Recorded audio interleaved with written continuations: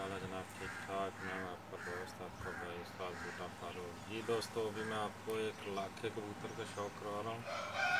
पहले भी शौक़ करवाया था, अभी आज फिर कुछ दोस्तों की फरमाइश पे शौक़ करवा रहा हूँ। माशाल्लाह बहुत अच्छा प्रवासी कबूतर है, जिसकी आँख दिखाता हूँ मैं।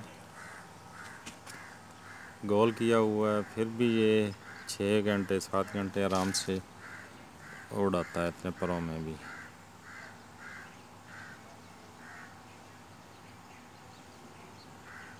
बिल्कुल जूम का लाल, इसका जो है रिंग है आखिर पे जो है लाल जाली होता आ रहा है।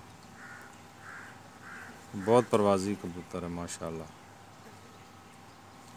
ये देखें जी, इसके जो है पैरों को गोल किया हुआ है माशाल्लाह। बहुत अच्छा परवाजी कबूतर है।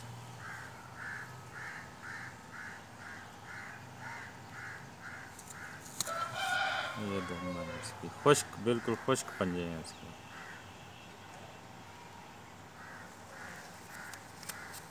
ये बॉडी शेप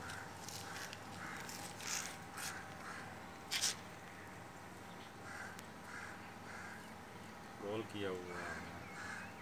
जो आजकल मौसम है ना, दिन छोटे हैं, रात रुक जाते हैं कबूतर। ठीक है दोस्तों, अल्लाह हाफ़िज़।